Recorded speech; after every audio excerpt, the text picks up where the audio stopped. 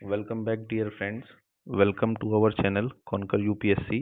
तो आज हम देखेंगे अपने यूपीएससी सी सेट 2024 प्रीलिम्स के पार्ट 2 में। तो जितने भी बचे हुए कॉन्ट और लॉजिकल रीजनिंग के क्वेश्चंस हैं उनको आज एक एक करके हम गो थ्रू करेंगे। So let's begin without wasting any further time. Okay, तो नेक्स्ट क्वेश्चन हम देखेंगे। नेक्स्ट क्वेश्चन क्या कह रहा है कि 3 numbers X Y Z are selected from the set of first 7 natural numbers such that, ये कुछ कंडीशन दे रखी है और पूछ रहा है कितने ऐसे ट्रिपलेट्स पॉसिबल है। क्योंकि हमें ये सिलेक्शन फॉर 7 नेचुरल नंबर से ही करनी, तो हाईएस्ट नंबर क्या होगा हमारा 7। ठीक, ये तो बात तय हो गई कि हाईएस्ट नंबर हमारा क्या होने वाला है 7। तो 7, अब इससे बड़ा नंबर, ये 7 बड़ा किससे होगा, हाईएस्ट नंबर जो 6 होना चाहिए। तो यहाँ पे अगर हम y की वैल्यू 3 रख दें तो 6 हो जाएगा। फिर ये भी बड़ा होना चाहिए, तो ये बड़ा होगा अगर 3 की कंडीशन हम 3 इंटू 1 लेंगे तभी बड़ा होगा, 3 इंटू 2 लेंगे तो बराबर हो जाएगा। तो एक कंडीशन तो ये आ गई 7 ग्रेटर देन 6 ग्रेटर देन 5। अब एक कंडीशन ये भी हो सकती है कि यहाँ पे 2 इंटू 3 जो लिया है 2 इंटू 2 कर दें, तो 7 4 से तो बड़ा ही है और यहाँ पे 1 ही रखें, तो एक ट्रिपलेट ये भी पॉसिबल हो गया 7 2 और 1 का। ठीक, तो दो कंडीशन हो गई। अब 6 पे ट्राई करते हैं। यहाँ अगर 6 लिया तो यही 2 इंटू 2 वाली कंडीशन लगा दें, क्योंकि 2 इंटू 3 लेंगे तो बराबर आ जाएगा 3 इंटू 1, तो एक ट्रिपलेट ये हो गया। 5 में भी ये बन जाएगा क्योंकि 5 भी तो 4 से बड़ा होगा। सेम चीज़ ही रिपीट करते हैं 5 के केस में भी, लेकिन 4 में ये बराबर हो जाएगा तो 4 में नहीं हो पाएगा। तो कितने ट्रिपलेट होगा, 1 2 3 4। तो इसका आंसर क्या हो जाना चाहिए, 4 ट्रिपलेट्स। ठीक है, इजी क्वेश्चन था, तो आई होप ये आपको समझ में आया होगा। चलिए आगे देखते हैं नेक्स्ट क्वेश्चन। नेक्स्ट क्वेश्चन क्या है, total cost of 4 oranges 6 mangoes and 8 apples. तो यहाँ पे उसको लिख लेते हैं, क्या है 4 तो हमारे ऑरेंज है, 4 ऑरेंज प्लस 6 मैंगोज, तो इसको एम लिख लेते हैं, प्लस 8 एप्पल्स। ठीक, ये किसके बराबर है, equal to, it is equal to twice, तो 2 twice total cost of 1 orange plus 2 mangoes plus 5 apples. ठीक, तो ठीक है, ये कंडीशन हमें दे रखी है। फिर देखना है दोनों में से कोई सेटिस्फाई हो रही है कि नहीं। तो अब ये दो को मल्टीप्लाई कर देते हैं अंदर, तो ये कितना हो गया, 2 orange plus 4 mango plus 10 Apple. ठीक, और करके देखते हैं सॉल्व। ठीक है, इधर 2 ऑरेंज है उधर 4 है, तो इन दोनों को इक्वेट कर देते हैं। 4 ऑरेंज और ये 2 ऑरेंज को दूसरी तरफ ले जाओ तो ये कितना हो जाएगा, 2 ऑरेंज। ठीक है, और कुछ हो रहा है, इधर 6m है इधर 4m है, तो ये 4m को भी उधर ले जाते हैं, तो ये बचेगा कितना, 2m, 2 मैंगोज इक्वल टू, इधर है 10 एप्पल्स उधर है 2, तो इधर कर देते हैं 2 एप्पल। अब भाई 2 कॉमन आ गया तो बचा एक ऑरेंज प्लस एक मैंगो इक्वल टू एक एप्पल। अब देखते हैं यहाँ कोई कंडीशन फिट हो रही है क्या, क्या कह रहा है, दूसरा देखते हैं। Total cost of 1 orange and 1 mango, ये लिखा है 1 orange and 1 mango is equal to cost of 1 apple. हाँ, तो ये वाली कंडीशन तो सेटिस्फाई हो रही, तो सेकंड स्टेटमेंट तो भाई सही दिया है। ठीक, इतना वाला तो हमने समझ लिया। अब फर्स्ट वाले को भी सॉल्व करके देखते हैं इंडिविजुअली, और कि एक कंडीशन हमें याद रखनी। कंडीशन क्या रखा है, 1 orange plus 1 is equal to 1 apple, तो ये वाली कंडीशन को हमें सही मानना है। ठीक है, फिर से क्वेश्चन करके देखते हैं। अब ये वाला देखेंगे क्या है, टोटल कॉस्ट ऑफ 3 ऑरेंज, तो 3 orange plus 5 mango plus 9 apples. ठीक है, 9 एप्पल्स, ये किसके बराबर है, इक्वल टू, क्या कह रहा है, टोटल कॉस्ट ऑफ 4 ऑरेंज, ठीक है, प्लस 6 मैंगोज प्लस 8 एप्पल्स।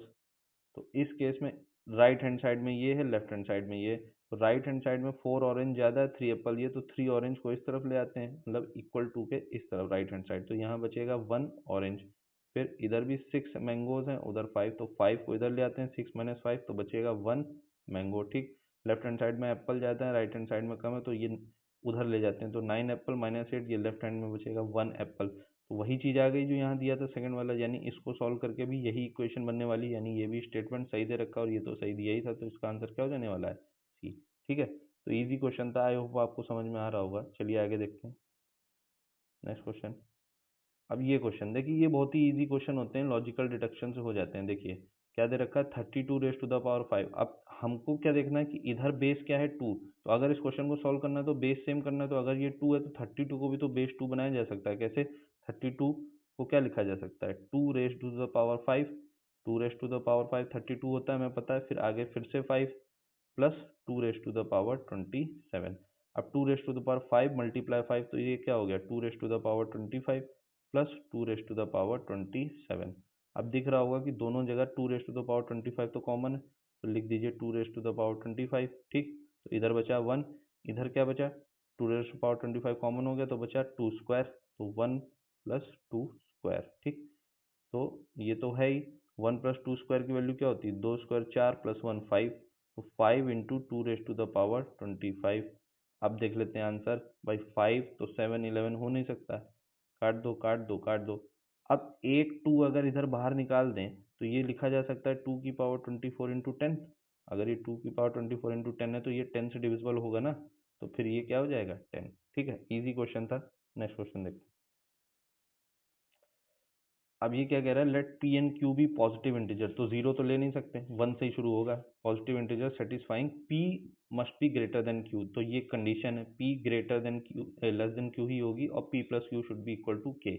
अब हमें निकालना क्या है, what is the smallest value of के, सबसे छोटी वैल्यू के, that does not determine P and Q uniquely. ठीक है, यूनिक वैल्यूज नहीं आनी चाहिए, 2 3 वैल्यूज आनी चाहिए पी एंड क्यू की। चलिए देख लेते हैं। अब पहला p plus Q is equal to K को सेटिस्फाई करेंगे सच दैट k की वैल्यू अगर 3 आ रही है, तो ये तो तब हो सकता है जब p की वैल्यू 1 ले लें, क्योंकि इसने एक कंडीशन ये भी दी है ना कि p छोटा होगा q बड़ा, तो अगर p की वैल्यू 1 ले लें, q की वैल्यू 2 ले लें, तो 3 तो आ जाएगा।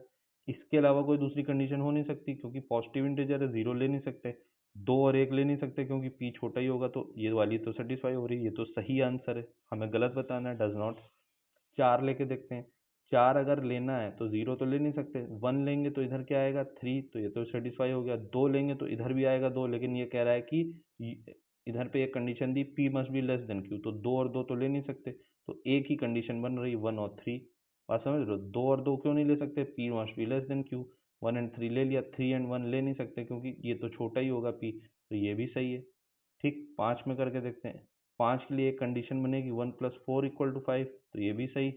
5 के लिए एक और कंडीशन भी तो बनेगी, 2 प्लस 3 इंटू 5, जबकि ये क्या कह रहा है, यूनिक होनी चाहिए, डज नॉट यूनिक वाला ही तो पूछा है, तो ये यूनिक कहाँ है, 2 वैल्यू हो गई 5 के लिए, ये भी सही है, ये भी सही है, ये भी सही है, और उसने यही तो कहा does not give P and Q uniquely, और वो भी स्मॉलेस्ट, तो 6 पे हम क्यों जाएंगे जब हमें 5 ही में मिल गई, 5 ही स्मॉलेस्ट नंबर है जो यूनिकली नहीं दे रहा, 6 भी नहीं दे रहा होगा, बट हम उसमें क्यों जाएं जब हमें ये मिल गया, तो इसका आंसर क्या होगा 5। ठीक, नेक्स्ट क्वेश्चन देखते हैं।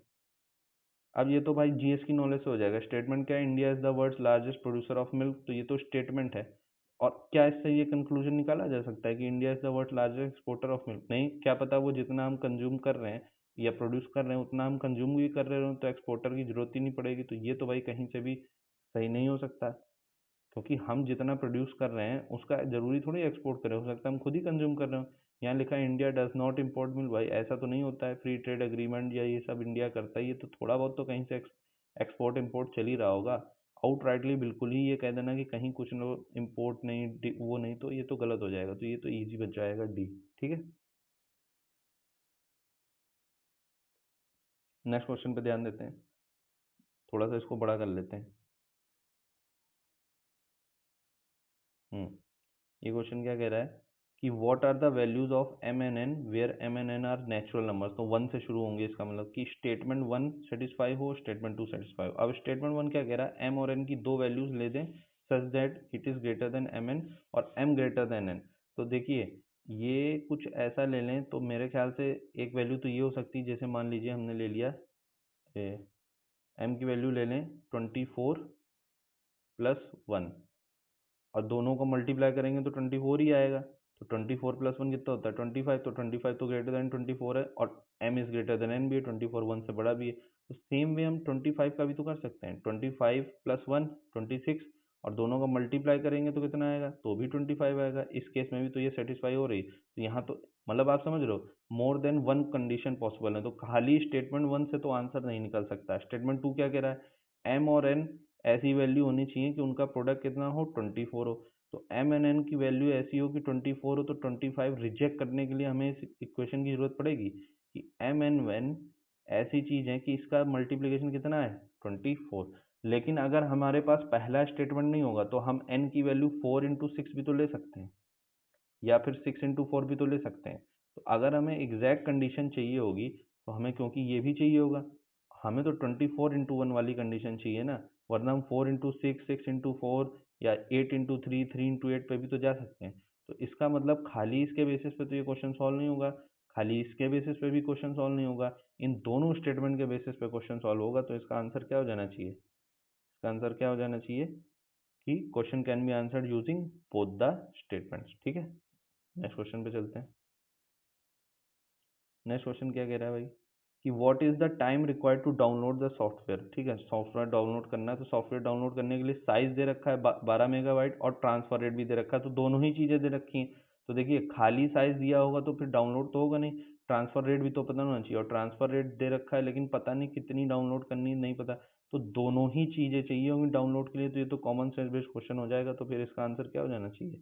इसका आंसर भी कि बोथ द स्टेटमेंट्स की रिक्वायरमेंट हुई, किसी एक स्टेटमेंट से खाली ये क्वेश्चन सॉल्व नहीं किया जा सकता। ठीक है, तो इजी क्वेश्चन बन जाएगा, ये तो कॉमन सेंस है, लॉजिकल क्वेश्चन है।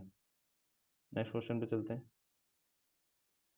नेक्स्ट क्वेश्चन क्या कह रहा है, a certain amount was distributed among X Y and Z, who received the least amount. सबसे कम पैसा किसको मिला? चलिए सॉल्व करने की कोशिश करते हैं। कि पहले में क्या कह रहा है कि एक्स रिसीव्ड 4/5, तो एक्स इज इक्वल टू 4/5। ठीक है, तो 4/5 लिख देते हैं। 4/5 of Y and Z, Y और जेड को जितना मिला उसका 4/5, तो मल्टीप्लाई कर देते हैं इधर क्रॉस। तो ये कितना हो गया? 5x is equal to 4y plus 4z। एक इक्वेशन तो ये बन गई। दूसरा क्या कह रहा है? y received 2/7। ठीक है, 2/7 ऑफ x प्लस z। तो अगर ये दे रखा है तो फिर से मल्टीप्लाई कर देते हैं। 7y is equal to 2x plus 2z। ठीक, अब फर्स्ट के इक्वेशन में यहाँ पे 4z है, सेकंड इक्वेशन में यहाँ 2z है, तो इस पूरे को अगर हम 2 से मल्टीप्लाई करते हैं तो ये कितना हो जाएगा? 14y is equal to 4x plus 4z हो जाएगा। हो गया।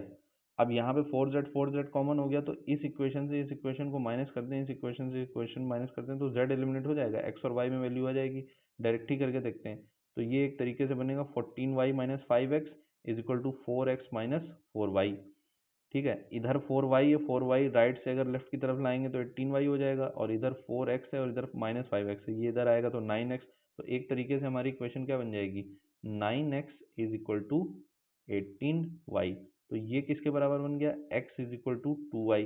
अब अगर x is equal to 2y है तो यानी y की वैल्यू अगर 1 ले लें तो x की वैल्यू कितनी आएगी? 2। तो इससे ये बात तो पता चल गया भाई कि y ग्रेटर देन x है। हमें लीस्ट चाहिए, तो एक चीज़ तो हमें पता चल गई कि y ग्रेटर देन x है। दूसरी बात, अब ये जो हमारी दो इक्वेशन आई हैं जिसमें एक्स वाई जेड है, अब इनमें दोनों जगह हम x की वैल्यू y के फॉर्म में रख दें तो ये खाली वाई जेड और वाई जेड के फॉर्म में सॉल्व हो जाएगा।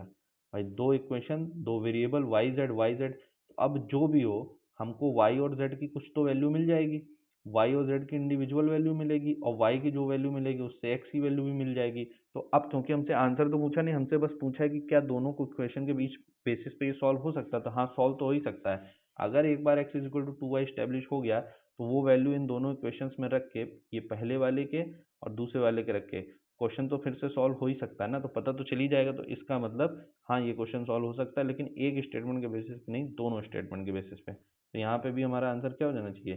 The question can be answered using. तो देख रहे हो हर साल ये ऐसे 5-6 क्वेश्चन आते हैं, तो हमें पूरा नहीं सॉल्व करना, हमें बस ये जैसे ही पता लग गया कि हाँ सॉल्व हो जाएगा उसमें टिक मार के आगे बढ़ जाना है। ठीक है, चलिए नेक्स्ट क्वेश्चन देखते हैं। नेक्स्ट क्वेश्चन क्या कह रहा है? Average marks in a class are 60। ठीक है, एवरेज मार्क्स मान लो 10 बच्चे हैं तो उन 10 बच्चों के 60 नंबर आए होंगे। ठीक है, what is the number of student, तो वही नंबर ऑफ स्टूडेंट ही पता करना है, नहीं पता कितने हैं। कह रहा है highest marks in the class are 70, lowest are 50। अब हाईएस्ट तो एक बच्चे के, लोएस्ट भी एक बच्चे के, तो बीच में कितना बच्चा ये तो पता नहीं। तो खाली पहले स्टेटमेंट के बेसिस पे तो ये नहीं पता चल सकता कि कितने स्टूडेंट्स हैं क्लास में, है ना, तो ये तो काट दो। दूसरा कह रहा है exclusion of highest and lowest marks from the class does not change the average. ये बात तो सही है कि खाली अगर हाईएस्ट और लोएस्ट के मार्क्स हटा दें, क्योंकि हाईएस्ट और लोएस्ट का एवरेज कितना होगा? 70 प्लस 50 120 अपॉन 260, एवरेज तो चेंज नहीं होगा, ये बात अपने आप में सही है, लेकिन इससे हमारा क्वेश्चन नहीं सॉल्व हो रहा। क्वेश्चन क्या है? क्वेश्चन कह रहा है number of students in the class कितने, तो वो थोड़ी पता चल रहा है। ये बात स्टेटमेंट अपने आप में सही है इंडिविजुअली, लेकिन इससे हमारा क्वेश्चन नहीं सॉल्व हो रहा है कि नंबर ऑफ स्टूडेंट्स कितने हैं। तो ना तो इससे सॉल्व होगा ना तो इससे, और इन दोनों को भी मिला दें तो कहीं नंबर ऑफ स्टूडेंट्स की बात ही नहीं हुई, तो क्वेश्चन सॉल्व कैसे होगा? तो ये क्वेश्चन जो है सॉल्व नहीं किया जा सकता कोई भी स्टेटमेंट के बेस पे। तो यहाँ पे हमारा क्या हो जाएगा? Question can not be answered even by using both statements. ठीक है, नेक्स्ट क्वेश्चन देखते हैं। चलिए नेक्स्ट क्वेश्चन पे ध्यान देते हैं, बनाने की कोशिश करते हैं इसको। क्या कह रहा है? क्या x और y एक इंटीजर है? तो चलिए देखते हैं। स्टेटमेंट वन कह रहा है कि 2x प्लस वाई तो एक इंटीजर है। x प्लस वाई पूछा है, लेकिन यहाँ 2x प्लस वाई, यहाँ x प्लस 2y। ठीक है, तो देखिए इस क्वेश्चन को सॉल्व करते हैं। 2x प्लस वाई हमें पता है कि इंटीजर है, दे ही रखा है। x प्लस 2y भी हमें पता है कि इंटीजर है। अब एक बात बताइए, अगर ये एक इंटीजर है, ये एक इंटीजर है, तो इन दोनों का एडिशन भी तो इंटीजर होगा। अगर ये एक इंटीजर है मान लो 5, ये एक इंटीजर है मान लो 6, तो 5 और 6 जोड़ेंगे तो 11 आएगा, तो 11 भी तो एक इंटीजर है। यानी इन दोनों का जो सम होगा वो भी तो एक इंटीजर होगा। सम कितना आया? 3x प्लस 3y, 3 तो कॉमन है, बचा क्या? x plus Y. अब 3 मल्टीप्लाई एक्स प्लस वाई एक इंटीजर है, कोई भी वैल्यू मान लो आप, जो भी आपको सही लगे। अगर भाई दो कंडीशन हो सकती हैं, एक मान लो वैल्यू कुछ 12 जैसी, अगर 12 जैसी मानी तो फिर x plus Y is equal to 12/3, तब तो इंटीजर हो जाएगा।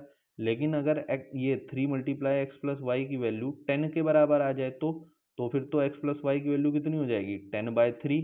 बात समझ रहे हो? तो 10/3 तो इंटीजर नहीं होता, हमसे x प्लस वाई की तो पूछिए।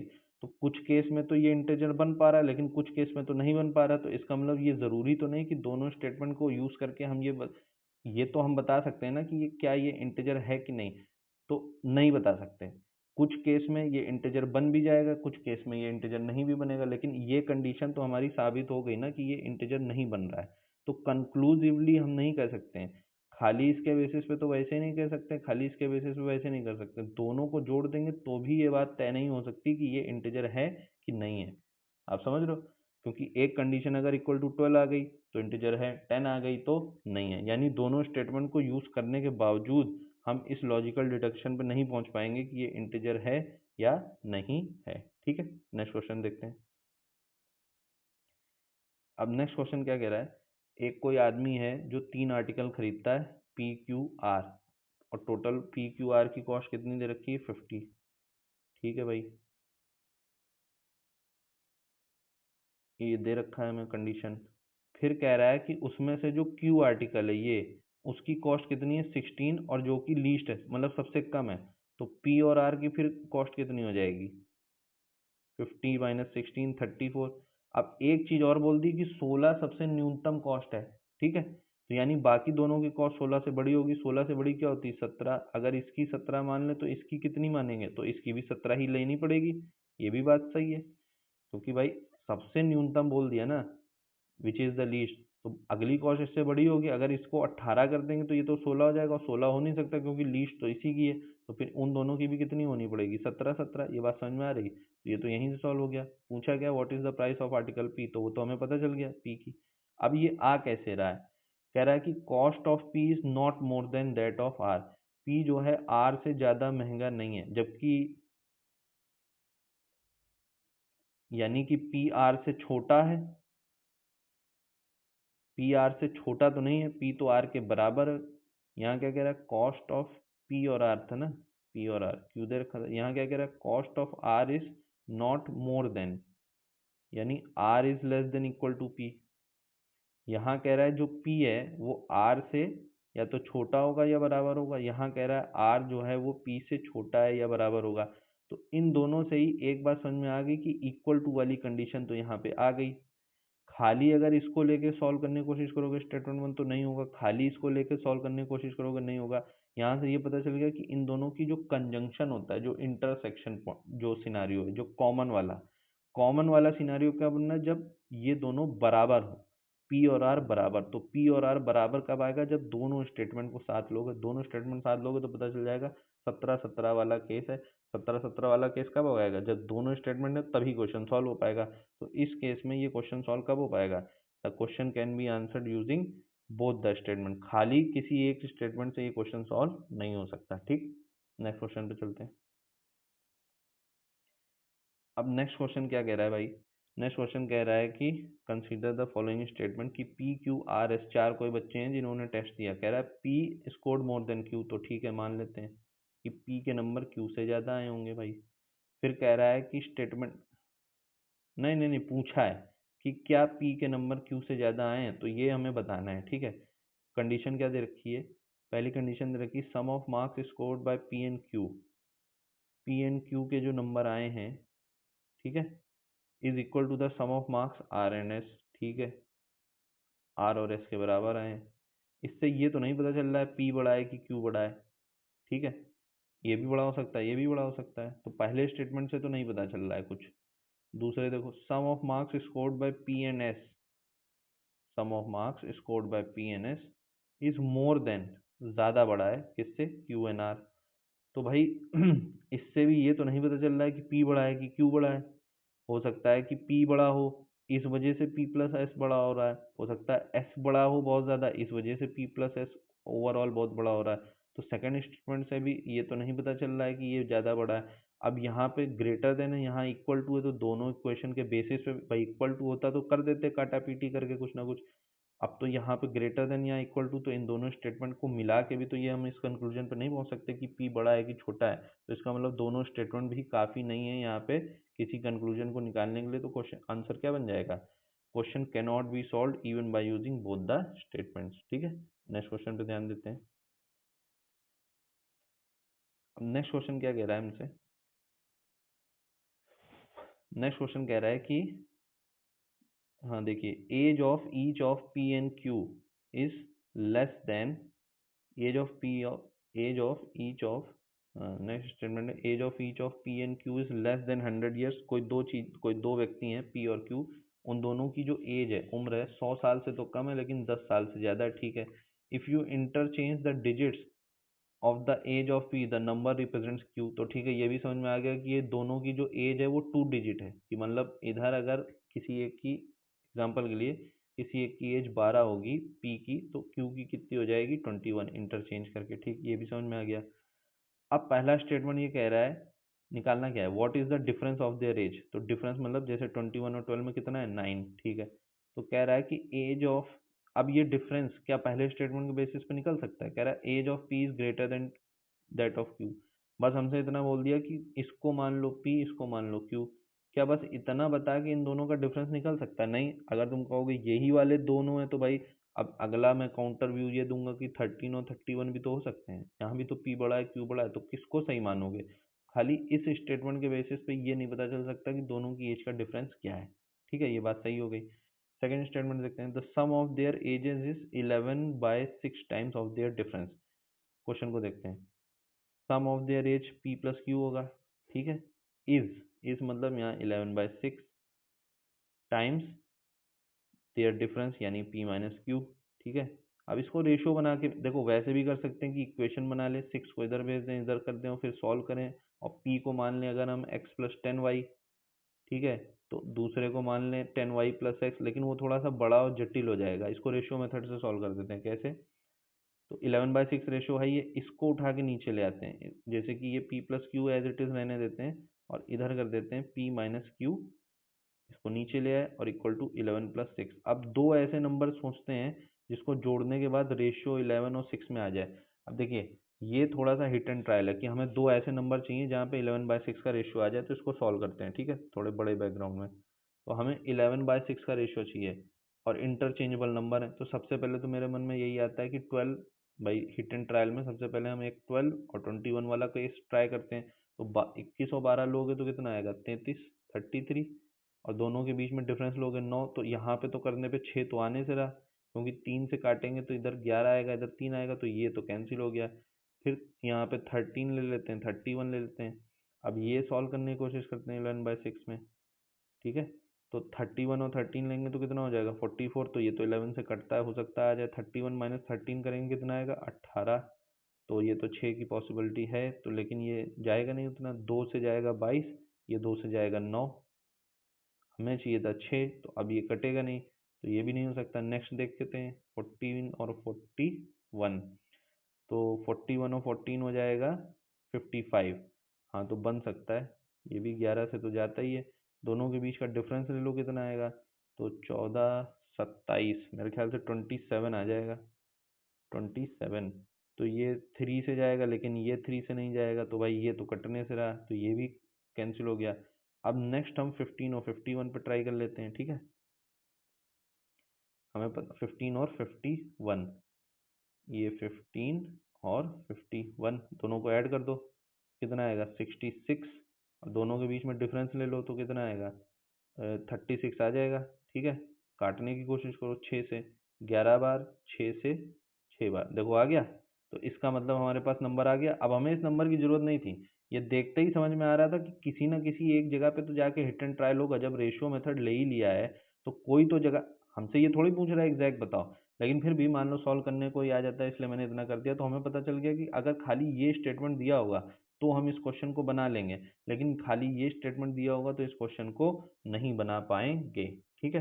बात समझ में आ गई। तो फिर आंसर उस हिसाब से क्या आ जाएगा कि ये तो हो ही नहीं सकता कि can be answer using either, क्योंकि पहले से नहीं हो जाएगा। ये कह रहा है कैन नॉट बी, तो ये भी गलत है। आंसर हो सकता है using one of the statement alone, but other से नहीं होगा, मतलब स्टेटमेंट 2 से होगा, फर्स्ट से नहीं हो पाएगा, ठीक है। नेक्स्ट क्वेश्चन की तरफ चलते हैं।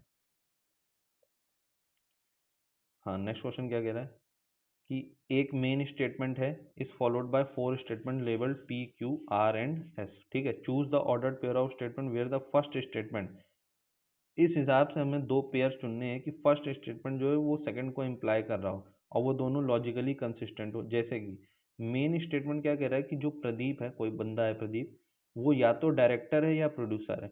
अब ईदर का मतलब है कि दोनों चीजें एक साथ नहीं हो सकती भाई। एक आदमी दो पदों पे एक साथ नहीं हो सकता कि तुम प्राइम मिनिस्टर भी बन जाओ प्रेसिडेंट भी बन जाओ।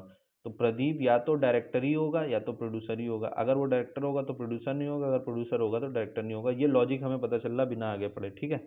अब पढ़ने की कोशिश करते हैं। स्टेटमेंट पी क्या कह रहा है, प्रदीप इज ए डायरेक्टर। तो अगर प्रदीप डायरेक्टर है तो फिर वो प्रोड्यूसर नहीं हो सकता, यानी पी के साथ एस जाना चाहिए। देखो ये दे रखा है ए में, तो ये तो सही दे रखा है कि अगर, भाई आप समझ रहे हो ना लॉजिक, कि अगर ये बंदा डायरेक्टर है तो प्रोड्यूसर तो नहीं हो सकता, फिर पी और एस तो सही है। दूसरी बात, अगर ये प्रोड्यूसर है तो डायरेक्टर नहीं हो सकता, तो क्यू और आर भी सही होना चाहिए। अच्छा ये भी दे रखा है, तो ये दोनों ही सही हो गए। तो अब सी क्या दे रखा है, दोनों दे रखा है, S O P R Q, हाँ भाई, तो ये तो दोनों ही सही होगा कि अगर वो डायरेक्टर है तो उस समय प्रोड्यूसर नहीं, अगर प्रोड्यूसर है तो उस समय डायरेक्टर नहीं। तो इसका आंसर क्या हो जाना, सी है। तो ये तो इजी हो गया, ठीक है। नेक्स्ट क्वेश्चन देखते हैं। नेक्स्ट क्वेश्चन क्या कह रहा है कि ए प्लस बी जो दिया है उसको मान लो ए माइनस बी। तो ठीक है, यहाँ पे 10 + 30 है, तो यहाँ पे ए प्लस बी था, तो इसको मान लेते हैं, क्या मान लेते हैं, ए माइनस बी। तो इसको थोड़ी देर के लिए लिखते हैं 10 - 30, ठीक। फिर क्या कह रहा है, जो ए माइनस बी है उसको ए मल्टीप्लाई बाय बी मान लो। तो ये जो 30 - 100 है, यहाँ पे लगा देते हैं मल्टीप्लीकेशन, 30 × 100, ठीक है। ये हो गया। फिर कह रहा है जो ए मल्टीप्लाई बी है उसको ए डिवाइड बाय बी मान लो। तो ए मल्टीप्लाई बी तो ये 100 × 50, इसको मान लेते हैं डिवाइड बाय बी, तो इसको डिवाइड बाय 50, ठीक है। फिर कह रहा है जो 50/25 है, यानी ए डिवाइड बाय बी है, उसको मान लो ए प्लस बी। तो यहाँ पे चलो लिख देते हैं +25, ठीक है, कोई दिक्कत नहीं। आप कह रहे हैं इसको सॉल्व कर दो। तो हमें बॉड मास पता है, बॉड मास में सबसे पहले ब्रैकेट ऑफ और उसके बाद डिवीजन। तो पहले डिवीजन कर देते हैं, 100/50 कितना होता है, 2।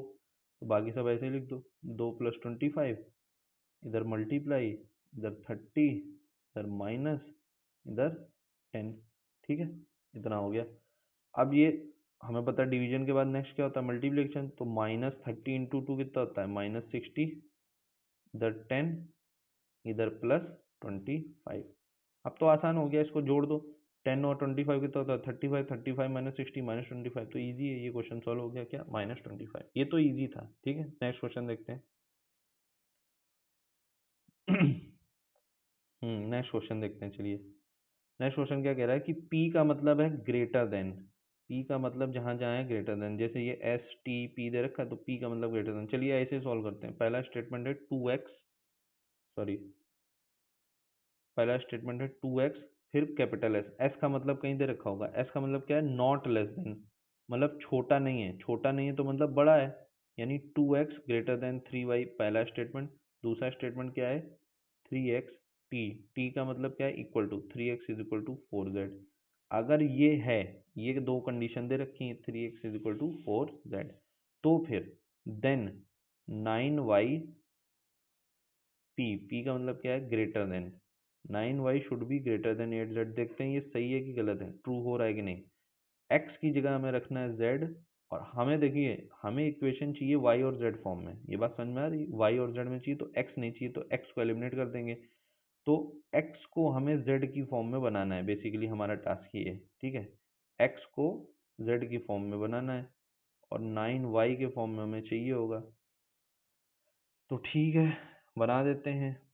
जहाँ x है वहाँ पे z लिख दें तो ये उस फॉर्म में आ जाएगा। तो यहाँ बस ये है कि 2x है, यहाँ 3y, तो यहाँ पे 3 का मल्टीप्लाई करते हैं। अगर यहाँ 3 का मल्टीप्लाई करेंगे तो इसको लिख सकते हैं हम 6x ग्रेटर देन 3 का किया 9y, और यहाँ 2 का मल्टीप्लाई करते हैं तो 3 2 ज़ा 6x इक्वल टू ये कितना हो जाएगा 8z। हो गया 2 का करके, तो 6x की जगह 8z लिख सकते हैं। तो यहाँ 6x ग्रेटर देन 9y है तो 6x की जगह 8z लिख सकते हैं। तो ये क्या आ गया 8z ग्रेटर देन 9y, ये आया सॉल्व करके। जबकि जो देन में है वो क्या है, वो इसका जस्ट रिवर है, just reverse 9y greater than 8z। तो यानी पहला जो स्टेटमेंट है वो क्या दे रखा है, गलत आ रहा है सॉल्व करके, ये दे रहा है ये, तो यानी पहला स्टेटमेंट क्या हो गया, गलत। ठीक, अब इसी तरीके से सेकंड देख लेते हैं। सेकंड देखते हैं, सेकंड क्या कह रहा है, एक्स क्यू टू वाई, तो ये हम पहले एक्स लिखो। अब जब एक्स लिख दिया, क्यू का क्या मतलब दे रखा है, क्यू लेस देन है, तो यानी x is less then 2y। दूसरा स्टेटमेंट क्या कह रहा है, वाई आर जेड, तो पहले वाई लिख लें। आर का क्या मतलब है, नॉट ग्रेटर देन, बड़ा नहीं है, बड़ा नहीं तो मतलब छोटा है, तो वाई लेस देन जेड। अगर ये है तो क्या आनी चाहिए condition, X R Z. R का मतलब क्या है भाई, नॉट ग्रेटर देन, बड़ा नहीं है तो मतलब छोटा है, तो आना चाहिए x लेस देन जेड, यानी x और z के बीच में चाहिए तो हमें y एलिमिनेट कर देना है। यहाँ तो 2y है, यहाँ एक ही y है, तो इसको 2 के फॉर्म में बना दो, तो 2y greater than 2y 2z कर दिया हमने, ठीक है। अब हमें यहाँ पे पता चला कि 2y x से बड़ा है, लेकिन यहाँ इसको ऐसे लिख लो इधर, 2y x से बड़ा है, लेकिन 2y से भी बड़ा क्या है 2z, तो इसको ऐसे लिख लो 2z इससे भी बड़ा है, ठीक है।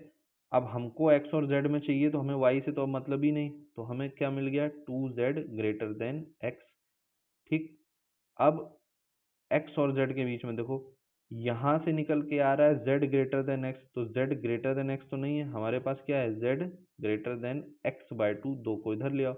यहाँ कह रहा है z x से बड़ा होना चाहिए, जबकि आ क्या रहा है z x बाय 2 से बड़ा, तो ये भी गलत हो गया। अभी हमने थोड़ी देर पहले देखा था फर्स्ट भी डिडक्शन गलत है, सेकंड भी गलत है, तो यानी दोनों ही गलत हो गए, तो आंसर क्या हो गया D, neither one nor two, ठीक है। नेक्स्ट क्वेश्चन देखते हैं। हाँ भाई ये वाले तो इजी होते हैं, कुछ नहीं होता, या तो यहाँ पे प्लस हो रहा होता है 1 2 3 4, या तो मल्टीप्लिकेशन हो रहा होता है, इससे ज़्यादा तो भाई नहीं बना सकता ना टिपिकल, ये भी तो समझो। चलो करके देख लेते हैं। A B C D return as 24, तो चारों को ऐड कर दो। ए की वैल्यू अल्फाबेटिकल ऑर्डर में ए पहला आता है ना, तो इसको 1 मानो, 2 मानो, 3 मानो, 4 मानो, तो इसको चलो मान के देख लेते हैं। 1 + 2 + 3 + 4 कितना हो जाएगा, 4 3 7 2 9 1 10, 10 तो आ नहीं रहा, तो यानी एडिशन नहीं हो रहा, ये बात क्लियर हो गई। अब नेक्स्ट चीज मल्टीप्लाई करके देख लो, 1 × 2 × 3 × 4, मल्टीप्लाई करो 1 × 2 2 × 3 6 × 4 24 हो गया। यानी कि यहाँ पे क्या हो रहा है, सारी डिजिट्स जो है इनका मल्टीप्लिकेशन हो रहा है। इसको 1 2 3 4 है ना, पहले पहले ऐसे ही आता है, यानी मल्टीप्लिकेशन, तो ये बात तय हो गई। तो इसके बाद ई एफ जी एच उसके जस्ट बाद आता है, तो ये यानी 5 × 6 × 7 × 8, तो ये भी करके देख लो। अब 5 × 6 तो हमें पता है कितना होता है 30, और ये 7 × 8 कितना होता है 56, तो 56 का खाली 3 से ही मल्टीप्लाई कर दो, तो ये 50 से 3 बार 150, और फिर 6 3 18, तो 168 समथिंग आएगा, हाँ, और इंटू जीरो, तो ये तो सही है, यानी ये भी मल्टीप्लिकेशन है। और एच के बाद आई जे के एल, तो यानी कि ये तो आसान हो गया, 9 × 10 × 11 × 12, ईजी है। अब 11 × 12 तो हमें पता ही कितना होता है 132, और यहाँ पे 132 को 9 से करो, जीरो तो बाद में लग ही जाएगा, 132 को 9 से करोगे तो 9 2 ज़ा 18, तो लास्ट में 8 आना चाहिए, तो पूरा सॉल्व करने की जरूरत भी नहीं, लास्ट में 8 यहीं आ रहा है, बस यही आंसर होगा। और कहीं तो लास्ट में 8 आ ही नहीं रहा ना ऑप्शन में, तो यही आंसर हो गया, ठीक है। नेक्स्ट क्वेश्चन, ये भी देखते हैं भाई, पैटर्न वाला क्वेश्चन क्या कह रहा है, कोई सर्टेन कोड में पॉट को लिख दिया ए टॉप, तो ठीक है, ये तो समझ में आ रहा है कि जो भी चीज़ है उसके आगे अपने मन से पहले ए लगा दो, और उसके बाद जो दे रखा उसको पलट दिया, भाई ये पॉट था तो टॉप कर दिया, पहले ए लिखा, फिर जो है उसको पलट दिया। नेक्स्ट देखते हैं ट्रैप, तो यहाँ भी तो यही हो रहा होगा कि पहले ए अपने मन से लगाया, फिर जो ट्रैप है उसको पलट दिया। तो पहले क्या आएगा, पी, फिर आएगा ए, फिर आएगा आर, फिर आएगा टी। देखो यही कर रहे हैं, तो बस यही इसके साथ कर दो। एरिना में पहले ए अपने मन से लगाओ, फिर जो दे रखा है उसको पलट दो। तो इधर से उल्टी तरफ से ए, फिर एन, फिर ई, फिर आर, फिर ए। अब ये कहाँ आ रहा है, double A N E R A, मेरे ख्याल से लास्ट वाला है। हो गया, इजी क्वेश्चन है। नेक्स्ट क्वेश्चन देखते हैं। हम्म अब ये कोई सीक्वेंस है तो पूछ रहा है स्टार में क्या आएगा, तो चलो करके देखते हैं। 3, 14, 39, 12। देखो इसमें सबसे पहले क्या करते हैं, डिफरेंस लेते हैं। सबसे पहला अप्रोच तो यही होना चाहिए, फिर नहीं होगा तो कुछ और देखेंगे। 3, 14, 39, 84 स्टार, और फिर कुछ 258। ठीक, अब 3 और 14 के बीच में डिफरेंस कितना है, 11 का। ठीक, 14 और 39 में डिफरेंस कितना है, मेरा ख्याल है 25 का। 39 और 85, 84 में कितने का है, मेरा ख्याल है 45 का। और इसके बाद वाला नहीं पता। अब यहाँ कुछ कॉमन डिफरेंस आ रहा है क्या, यहाँ पे 11 और 25 में डिफरेंस है 14 का, और 25 और 45 में 20 का। तो कॉमन डिफरेंस तो नहीं, तो अगर कॉमन डिफरेंस आ जाता तो बस इतना ही। कॉमन डिफरेंस नहीं आएगा तो डबल लेयर एक बार और, फिर नहीं आएगा तो एक और बार। ठीक, तो 11 और 25 में डिफरेंस कितने का आएगा, 14 का। ठीक, इसमें डिफरेंस कितने का आएगा, 20 का। ठीक, अब यहाँ क्या होता है, इसको सॉल्व कैसे करते हैं ये भी समझ लीजिए। 11 और 14 को ऐड करेंगे तो देखो 25 आएगा, आ गया। 25 और 20 को ऐड करेंगे तो 45 आएगा। ये बात समझ में आ रही, इसको ऐड किया तो ये आया, इसको ऐड किया तो ये आया। तो इस हिसाब से यहाँ पे एडिशन होता है। और फिर उल्टा भी देखो, 3 में 11 ऐड किया तो 14 हो गया, इसमें ये ऐड किया तो 39 हो गया, इसमें ये ऐड किया तो 84 हो गया। तो यहाँ पे 14 हो गया, यहाँ पे 20 हो गया। ठीक है, तो इस हिसाब से यहाँ डिफरेंस कितना आया, 6 का। तो यहाँ पे भी फिर डिफरेंस कितना आ रहा होगा, 26 का। क्योंकि नहीं दे रखा तो मान के चलो सेकंड वाला जो डिफरेंस है वो कॉमन आ रहा होगा। तो अगर यहाँ 26 है तो 26 और 45 कितना हो जाएगा, क्योंकि यहाँ 14, 11, 25 होता है ना, ये 45 होता है। तो इन दोनों को जोड़ दो, इन दोनों को जोड़ के यहाँ कितना आएगा, इन दोनों को अगर जोड़ दें तो 26 और 45 कितना होता है, 51, 71।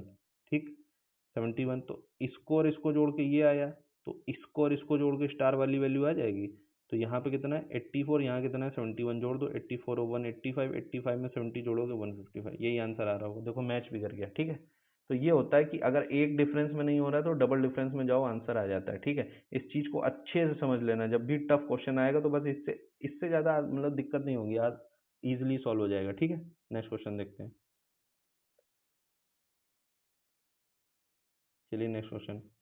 नेक्स्ट क्वेश्चन क्या कह रहा है, कोई कोड है जिसमें P Q R S T दे रखा है और ये नंबर्स हैं, लेकिन कह रहा है ये नहीं पता कौन सा नंबर क्या है।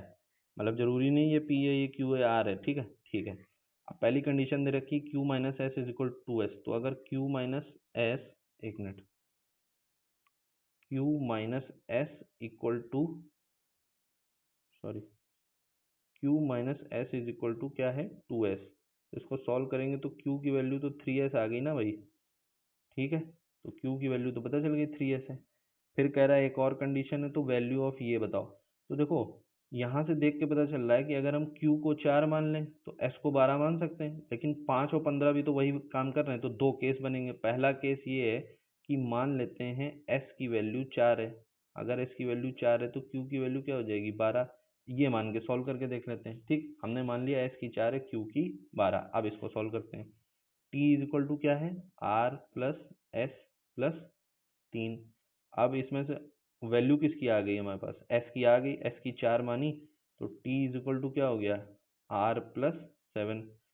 ठीक, तो इसको उधर ले जाओ तो t minus R is equal to 7 आना चाहिए। अब जो बची हुई वैल्यू है उनमें क्या 7 का डिफरेंस आ सकता है, और बची हुई क्या है, q और s तो हो गया, बची हुई क्या है, p, t और r। ठीक, तो 10 - 5 तो 5 ही होता है, 15 - 10 भी 5 होता है, 15 - 5 10 होता है। तो यानी बाकी तीनों का ऐसा कॉम्बिनेशन ही नहीं कि उनके डिफरेंस से 7 आ जाए। तो यानी ये अजम्पशन तो हमारा गलत हो गया। तो यानी s इज इक्वल टू 4 और q इज इक्वल टू 12 नहीं मान सकते हैं। अब हम एक बार मान के देख लेते हैं, s इज इक्वल टू 5 और q इज इक्वल टू 15। ठीक है, तो इस बार हम मानेंगे, इस बार हम क्या मानेंगे, इस बार हम मानेंगे s इज इक्वल टू 5 और Q इज इक्वल टू 15। ठीक है, अब अगर हमने ये मान लिया तो फिर हम फिर से सॉल्व करते हैं। T is equal to R plus S plus 3। तो T इज इक्वल टू कितना हो गया, R प्लस एस की वैल्यू इस बार 5 है, 5 प्लस 3 कितना हो जाएगा 8। तो यानी इस बार कोई बचे हुए जो दो नंबर हैं, अब ये तो सिलेक्ट हो गया 5 और 15, बाकी तीन का कोई ऐसा कॉम्बिनेशन है कि डिफरेंस 8 आ जाए। 10 माइनस 4 8 नहीं, 12 माइनस 4 8, हाँ मिल गया। तो इसका मतलब है कि T माइनस आर 8 आना चाहिए ना, तो T बड़ा होना चाहिए, R छोटा होना चाहिए और डिफरेंस 8। तो इसका मतलब T की वैल्यू हो ना हो क्या रही होगी 12। इसका मतलब R की वैल्यू हो ना हो क्या रही होगी 4। तो T अगर 12 है, R 4 है और S और Q तो आ ही गया, तो जो बच गया वो P बच के गया। P is equal to 10, answer solve हो गया। पूछा गया हमसे what is the value of P plus R minus T, तो P आ गया 10, R आ गया 4, तो 10 और 4 हो गया 14, माइनस टी 12, तो आंसर कितना आ गया 2। ठीक, इजी था क्वेश्चन। नेक्स्ट क्वेश्चन देखते हैं। What is the least possible number of cuts required to cut a cube into N. अब भाई ये क्वेश्चन इस टाइप का पता है, पी वाई क्यू करते करते मुझे तो देखो क्यूब वाले नहीं आते हैं, लेकिन मुझे पता है क्यूब वालों के 3 सिंपल टाइप के फॉर्मूले पता है जो क्वेश्चन आते हैं। तो ये वन उनमें से एक टाइप का जो तीसरी बार मेरे सामने दिख रहा है 5 साल में। तो इसका तो सीधा फॉर्मूला होता है कि आइडेंटिकल क्यूब्स में जब भी पूछा जाता है तो इसका आंसर होता है N minus one square. N क्या होता है कि जैसे कि टोटल क्यूब तो दे रखा है, तो cube is equal to N cube होता है।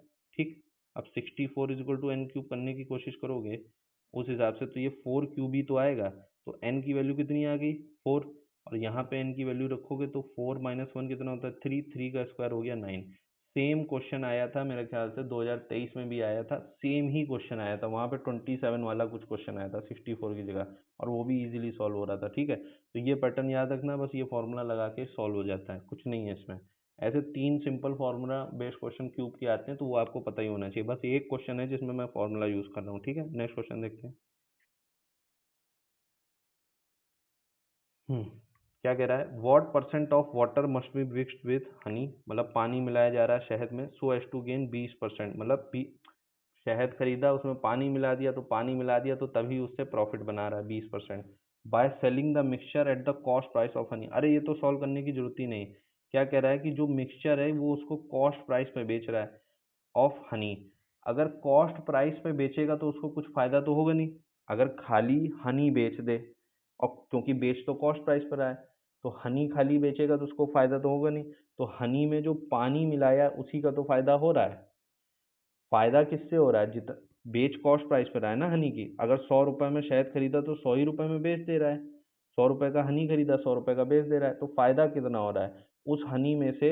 मान लो 100 ग्राम हनी है तो 20 ग्राम हनी निकाल दिया और उसकी जगह 20 ग्राम पानी डाला, तो प्रॉफिट कितना हो रहा है 20%। तो जितना हनी जितना पानी डाल रहा है उतना ही तो प्रॉफिट हो रहा है, या उल्टा जितना प्रॉफिट हो रहा है वो हो कितने से रहा है, जितना प्रॉफिट हो रहा है वो हो कितने से रहा है, पानी से ही तो हो रहा है। 20% प्रॉफिट हो रहा है तो वो 20% पानी डालने से ही तो हो रहा है। तो इसका मतलब सिंपली 20%। ये तो सॉल्व भी नहीं करना, लॉजिकल डिडक्शन से भी हो जाएगा ये क्वेश्चन। ठीक है,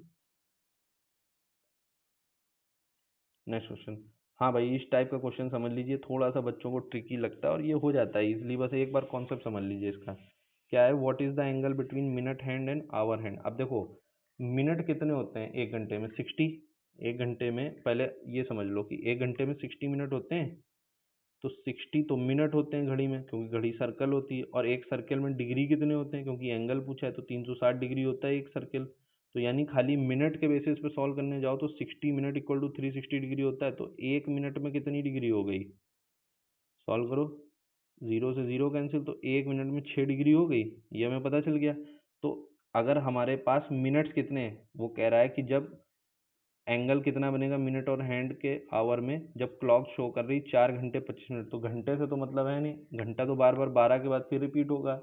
मिनट जो है, अगर 1 घंटा 2 घंटा 3 घंटा 4 घंटा हुआ तो फिर वो 12 के बाद वही गिनती गिनते शुरू करेगा। तो अब हमें 25 मिनट से मतलब है, तो अगर हमें 25 मिनट से मतलब है तो 1 मिनट पे 6 डिग्री घूमेगी वो। तो 25 मिनट पे कितनी डिग्री घूमेगी, 25 मिनट में कितना डिग्री घूम जाएगी 6 डिग्री मल्टीप्लाई बाय 25। तो ये कितना आ गया 150 डिग्री। तो यानी जब वो 25 मिनट घूम चुकी होगी तो वो कितना डिग्री बना चुकी होगी एंगल 150 डिग्री। मिनट वाली हैंड, मिनट वाली हैंड कितना एंगल बना देगी 25 मिनट में 150 डिग्री। ठीक, अब आवर वाला समझते हैं, तो इस चीज को हमें याद रखना है कि मिनट वाला 150 डिग्री बना रहा है। ठीक, अब आवर वाला समझते हैं। देखिए, एक आवर, टोटल घड़ी में घंटे कितने होते हैं? 12, 12 आवर होते हैं। और एक आवर में मिनट कितना होता है? एक आवर में मिनट कितना होता है? एक आवर में मिनट होता है 60। तो ये आवर के हिसाब से टोटल 12 तो घंटे होते हैं, और उन 12 घंटों में 60 मिनट होता है, और ये टोटल मिला के जब ये पूरा मतलब चक्र चलेगा तो ये किसके बराबर होगा? डिग्री के हिसाब से। ये भी तो सर्किल है, तो 360 डिग्री। यानी हम अगर आवर को ही मिनट में कन्वर्ट करना शुरू कर दें, हाँ वो प्योरली मिनट का था, ये प्योरली आवर का था, लेकिन कंपैरिजन हमेशा आइडेंटिकल यूनिट्स में करते हैं, तो उसको मिनट के फॉर्म में किया, तो आवर को भी किस में कन्वर्ट करेंगे? मिनट के फॉर्म में, ताकि आइडेंटिकल कंडीशंस में टेस्ट हो पाए। ठीक है, तो 12 घंटे उसको मिनट में कर लिया, मिनट में किया तो कितना हो गया? 60। ठीक, तो फिर ये किसके बराबर होगा? 360 डिग्री। अब इसका मल्टीप्लिकेशन कितना आएगा? 720 मिनट्स। तो आवर को जब मिनट के फॉर्म में कन्वर्ट किया तो कितने मिनट आए? आवर को 720 मिनट्स, और ये किसके बराबर है? 360 डिग्री। तो यानी 1 मिनट आवर के केस में कितने के बराबर हो गया डिग्री में? 360/750, यानी 0.5 डिग्री। तो ये जो 4 घंटे 25 मिनट है, ये टोटल मिनट्स में कितना होगा? क्योंकि हम तो मिनट के फॉर्म में अब सॉल्व कर रहे हैं ना। तो 4 घंटे 25 मिनट है, तो 4 घंटे को 60 मिनट में कन्वर्ट कर लो, तो 240 मिनट्स प्लस 25 मिनट्स और भी दे रखे हैं, तो टोटल कितना हो गया? 265 मिनट्स। और 1 मिनट में कितना घूमता है? 0.5 डिग्री। तो 265 में कितना घूमेगा? 132.5 डिग्री। ये बात समझ में आ रही है? तो टोटल कितना आ गया आवर वाली हैंड का मूवमेंट? 132.5 डिग्री। ठीक, अब ये वैल्यू हम याद रखेंगे, 132.5 डिग्री। अब हमें ये पता चल गया जो हमारी आवर हैंड है, घंटे वाली घड़ी है, वो कितना डिग्री मूव की? 132.5 डिग्री। और हमने पहले याद कर लिया था मिनट वाली कितना घूमी थी? 150 डिग्री। अब दोनों के बीच में डिफरेंस कितना है? यही तो पूछा कि what is the angle between minute and, तो जो दोनों के बीच का डिफरेंस है वही तो उन दोनों के बीच का एंगल होगा। कि अगर ये घूम गई है इतना, दूसरी घूम गई इतना, तो इन दोनों के बीच का जो डिफरेंस है वही तो होगा ना एंगल। तो ये 150 है, ये 132.5, दोनों का डिफरेंस कितना आ रहा है? 17.5। सॉल्व हो गया। ठीक, तो ये समझ लीजिएगा, क्योंकि हर साल एक क्वेश्चन आता है, पता नहीं क्यों बच्चे छोड़ देते हैं इसको। नेक्स्ट क्वेश्चन देखते हैं भाई। ये थोड़े ट्रिकी होते हैं, इनमें थोड़ा हिट एंड ट्राई होता है। चलिए देखते हैं क्या कह रहा है। A person walks 100 metre straight from his house. अब आप कह नहीं सकते हो कि वो पर्सन पहले यूं जाए, यूं जाए, यूं जाए, यूं जाए। ठीक है, तो कोशिश करते हैं बनाने की। चलिए देखते हैं। कह रहा है a person walks 100 metre straight from his house. तो सबसे पहले मान लेते हैं वो 100 मीटर यूं गया होगा अपने घर से, मान लेते हैं उसका घर ये, और 100 मीटर यूं गया फ्रॉम हिज हाउस। फिर वो टर्न कर रहा है लेफ्ट। अब अगर यूं देखेंगे तो राइट नीचे, लेफ्ट ऊपर, तो 100 मीटर वो ऊपर गया लेफ्ट। ठीक, तो चलो चला गया लेफ्ट। एंड वॉक्स 100 मीटर, ये भी 100 मीटर। फिर कह रहा अगेन टर्न्स लेफ्ट, तो ये राइट होगा और इस तरफ लेफ्ट होगा। Again turns left and 300 metre, तो 300 मीटर इधर गया।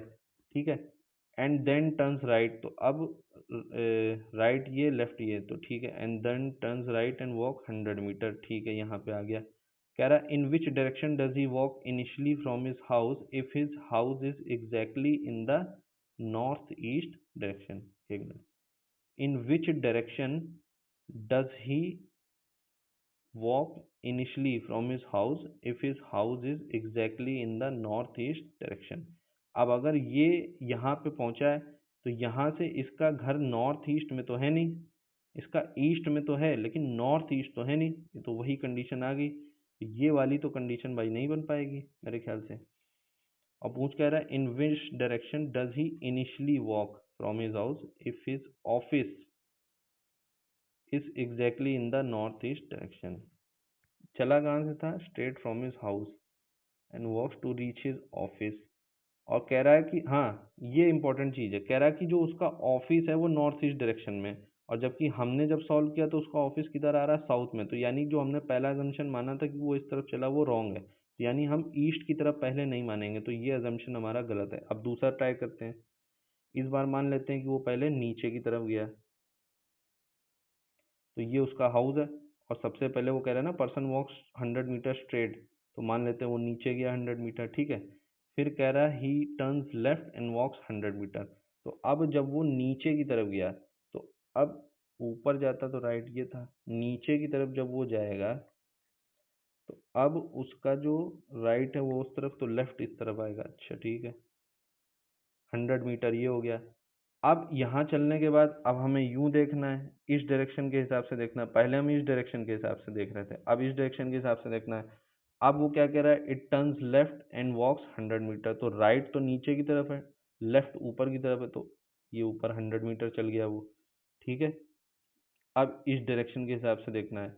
अब ये कह रहा है पहले भाई 100 मीटर ये चला, फिर वो टर्न लेफ्ट किया और 100 मीटर चला, तो वो ये हो गया। और उसके बाद वॉक करता है 300 टर्न्स राइट। तो ये गलती हो गई मुझसे, ये 100 नहीं, ये 300 मान लो, ये 300 चला था। ठीक है, अब ये होने के बाद कह रहा है then turns right and walks 100 metre. तो ये राइट तो इस तरफ जाएगा एंड 100 मीटर। अब अगर ये हाउस है तो ये जो डेस्टिनेशन है ये इससे नॉर्थ ईस्ट में है, और यही तो कह रहा है कि ऑफिस की कंडीशन नॉर्थ ईस्ट होनी चाहिए, तो ये तो हमारा मैच कर गया। ठीक, तो यानी ये कंडीशन सही कि पहले इधर से इधर, और जो शुरू में हाउस की कंडीशन मानी और ऑफिस की कंडीशन उससे नॉर्थ ईस्ट आनी चाहिए। तो ये क्वेश्चन के हिसाब से सेटिस्फाई हो रहा। अब पूछा क्या हमसे, पूछा ये in which direction does he walk initially.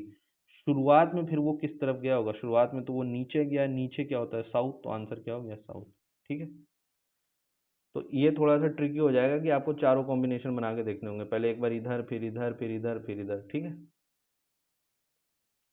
Next question देखते हैं, मेरे ख्याल से ये लास्ट क्वेश्चन है। ठीक है, क्या कह रहा है, a person walks 100 metre westward. सीधे बोल दिया कि वो 100, एक पर्सन है वो 100 मीटर वेस्टवर्ड ही जाता है, तो ये तो अच्छी बात हो गई। फिर क्या कह रहा है, ही देन टर्न्स लेफ्ट। अब इसका लेफ्ट क्या है, राइट, ये ऊपर की तरफ राइट है और नीचे की तरफ लेफ्ट है, तो फिर वो लेफ्टवर्ड नीचे आ गया। एंड वॉक्स 100 मीटर, उससे हमें कोई मतलब नहीं, ये 100 मीटर हो गया। फिर कह रहा है he then turns take a 225 degree clockwise. अब क्लॉकवाइज ये होता है, क्लॉकवाइज टर्न यूं होता है, तो 225 है, तो देखो सीधे अगर एक इमेजिनरी लाइन में ड्रॉप कर दूं ऊपर से, तो इतना तो भाई 180 डिग्री होगा। अगर वो इतना ही घूमा तो ये कितना होगा 180 डिग्री। और अगर इधर आ जाएगा तो 270 हो जाएगा, बीच में कहीं 225 यहाँ लाई करेगा, यानी टर्न करके वो यहाँ कहीं पहुंच गया होगा। ठीक, ये हो गया। अब वो कह रहा है कि वो किस डायरेक्शन में वॉक कर रहा है। तो जहाँ पे हम खड़े हैं उस डायरेक्शन से देखें, मतलब यहाँ, यहाँ पे हम आ गए थे, इस कंडीशन में हम आ गए थे ना, और इस कंडीशन से ये वाली देखें तो ये हमारे ईस्ट में है, और ऊपर भी है, नॉर्थ में भी है, तो ये किस तरफ हो गई, नॉर्थ ईस्ट। जहाँ पे हम अभी हैं उस डायरेक्शन से कंपेयर करें, उस डायरेक्शन से, तो ये ऊपर है तो नॉर्थ में, और राइट हैंड साइड है तो ईस्ट में, तो ये किधर हो गया, नॉर्थ ईस्ट। ठीक है, नेक्स्ट क्वेश्चन। हाँ, तो we have reach the end of this part. तो आज हमने फिर से 25 सेट्स ऑफ क्वेश्चन देखे, पिछली बार 25 और ये 25 मिला के टोटल 50 क्वेश्चन देखे। तो आई होप आपको ये आइडिया लग गया होगा कि इनमें से मैं मान सकता हूँ कि 2-3 क्वेश्चन ही टफ रहे होंगे। ठीक है, बट ज़्यादातर जो क्वेश्चन है अगर आप अच्छे से प्रैक्टिस कर लेते हैं और PYQ कर लेते हैं, जैसा कि मैं बार बार कहता हूँ, क्योंकि थीम्स रिपीट होती हैं और उस टाइप के क्वेश्चन आ जाते हैं, तो आप खुद देख रहे हैं कि एग्जाम कंडीशन में बिना पैसेज के भी आपसे इजीली मैथ और लॉजिकल रीजनिंग के क्वेश्चन बन जाएंगे। इन्हीं वीडियो को अगर आप अच्छे से देख लेंगे, जो मैं मतलब सारी पिछले 5 ईयर्स की कोशिश करूंगा कवर करने की, तो खाली मैथ और लॉजिकल रीजनिंग के बेसिस पे भी आपका CSAT इजीली निकल जाएगा। हालांकि मैं ये नहीं कह रहा हूँ आप पैसेज को छोड़ दीजिए, पैसेज क्या है वो बिल्कुल लास्ट के 1 महीने में भी कमांड हासिल की जा सकती है, लेकिन लॉजिकल रीजनिंग और मैथ एकदम से नहीं आती। तो अभी अगर आपको प्रैक्टिस करना है तो आप मैथ और लॉजिकल रीजनिंग पे ज़्यादा फोकस कीजिए, ताकि उसकी प्रैक्टिस इतनी हो जाए कि, क्योंकि उसमें देखिए 4 ऑप्शन में एक डेफिनेट होता है, तो आप डेफिनेट से करते हैं तो फिर आपकी पॉजिटिव एनर्जी बढ़ती जाती है, कंसोलिडेशन बढ़ता जाता है मार्क्स का। तो इस पे जितना अभी आप ग्रास्प कर सकें, लॉजिकल पैसेज वाले तो देखिए बहुत ही ईजी होते हैं, उसमें कुछ नहीं, तो वो तो आप सीख जाओगे कभी भी। ठीक है, तो आई होप ये जो सीरीज़ है इससे आपको थोड़ी कुछ भी हेल्प मिल रही है, और जैसा भी आपका फीडबैक हो ज़रूर बताइएगा कमेंट सेक्शन में, और वीडियो अच्छी लगे तो आप लाइक करके भी बता सकते हैं। Okay, so thank you very much, thanks for watching.